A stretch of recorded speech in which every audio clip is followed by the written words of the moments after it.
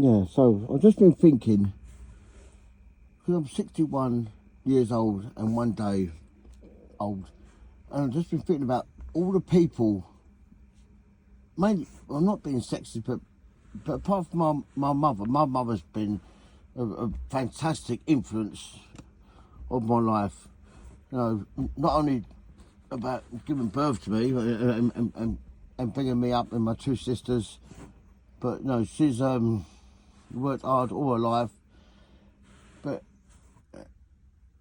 when I was 14, my dad took me to the gym and started weight training.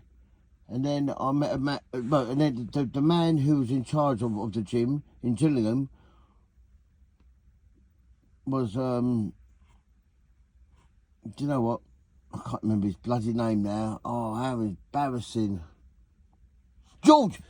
Sorry, Ragnar, sorry, mate, sorry. His name was George Foster.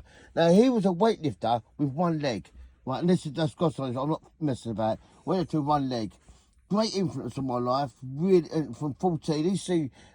And he taught me weightlifting. And then I started when I was 14.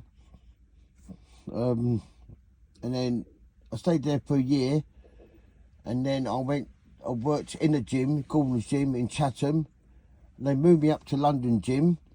And that's when I started to like really sort of shine. And my coach there was called William. And he was a German. Everyone used to call him German Bill, because he was in the Second World War, and he used to say that he was in the army, but he wasn't a Nazi. He taught me not just about weightlifting and to get strong, but to keep that strength and to use explosive strength. Now, if you've ever been a weightlifter, a power lifter, you know when to use that explosive energy, and that's like. When I was 80 kilo, I could lift up 3.5 times my body weight. And to lift that, it's not just like a slow lift. You've got to use explosive power, which might take 10 seconds to lift up that weight. And he taught me that. He taught me that, and he taught me how to do the breathing and the exercises and in the strength. He taught me all that. And then, at the same time, the manager of the gym was also my friend, Ron Thacker. He was Jewish. He hated Bill because of, well, you know about Germans and the Jews, but he was the naughty side of me. He was oh God, I wish I could tell you on YouTube about Ron. Oh, I always remember he's got on the bench press, he'd sit there, lick his right finger, left finger, do his eyebrows, lay back on the bench with his sweaty old sweat top he had for years, and do the bench press. Strong, another powerful man. Used to collect money for the craze, not in a thuggish way, but he used to collect money for the TVs back in the day.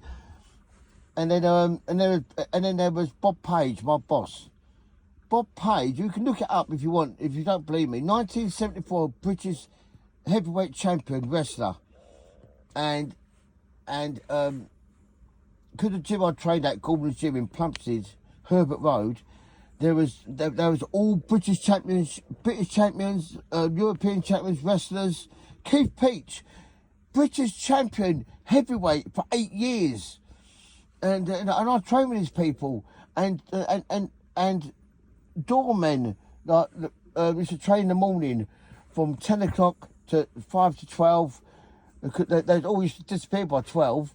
They'd walk up the stairs, give me a wad of money, and they'd call me Al. Here, I'll put that in the safe, with a big safe, and their watches and their gold chains and their big bracelets and their big necklaces. And I said, put it in there. Just a wad of money. I'm talking a big wad. And they come along and let's do their training, boxing, and most times they do talking and weights. And then they'd be like, Al, give us a hand for the 2Ps, not for the phone box. And the phone, there's a phone box, and there's a door, the phone box, a door, and then a toilet. And no, sorry, the phone box was outside of the two doors. So to get the phone, make the call, put the money in, close the door, and if you see the call going in the door, you know that one of them was in there. And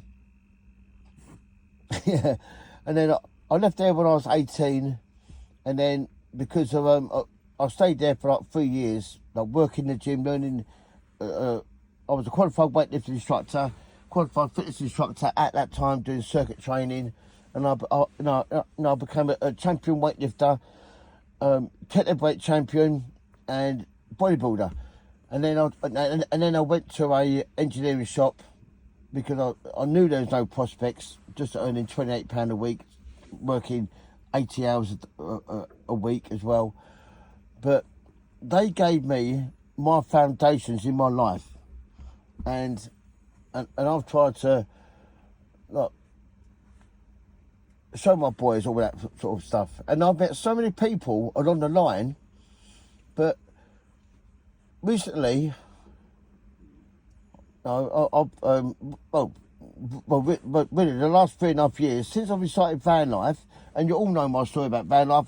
First year was good. Second year I done that video, van life is bullshit, and I hated it, and I moaned, and I had people moaning at me, sending me messages, and I lost a couple of van life friends, which no, I'm not that fussed about, you know, because if they did understand it, didn't understand it. And then the third year, I knew all the things what were gonna go wrong. Instead of having sheepskin rugs, there's all nice and cozy on your feet, and I had a dog, well, my dog, no, not a dog, my companion, used to run in and out, and I only had one pair of sheets then. And then I thought to myself, no, just buy 5 pairs of sheets, get carpet tiles where you can just replace them. And I've got all different colour ones in here because I've had various things spilling and whatever. And now I love it.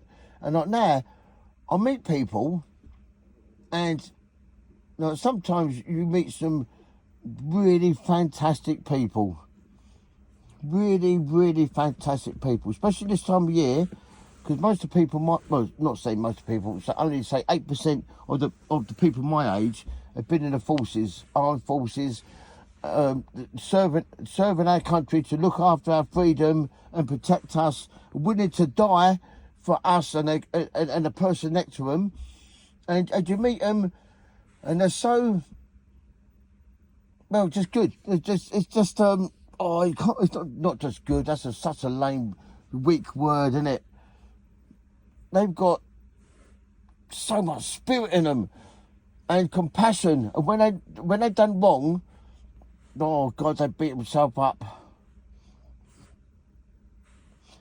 And them people, and don't forget, when I say servicemen, I mean men and women, and the dogs and the animals and the horses, and no, they serve this country not for loads of money, and not they do it because they got passion, they got heart, and they love their country.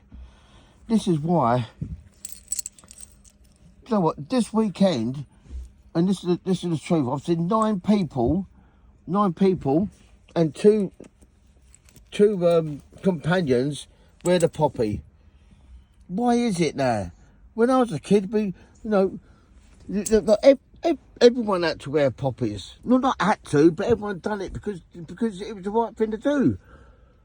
But nowadays, people, I know I'm going to say men aren't real men, but I mean, I wish every woman was like my mother. The work ethics, the way she was. If I swore, she slapped me. If I swear now, she slaps me. Coming home drunk one morning, early in the morning, about 1 o'clock, slapping me to knock some sense into me. And I took it. And, but men like my dad, just giving you a slap if you've done something wrong. And when you get older, give you a fucking good hiding.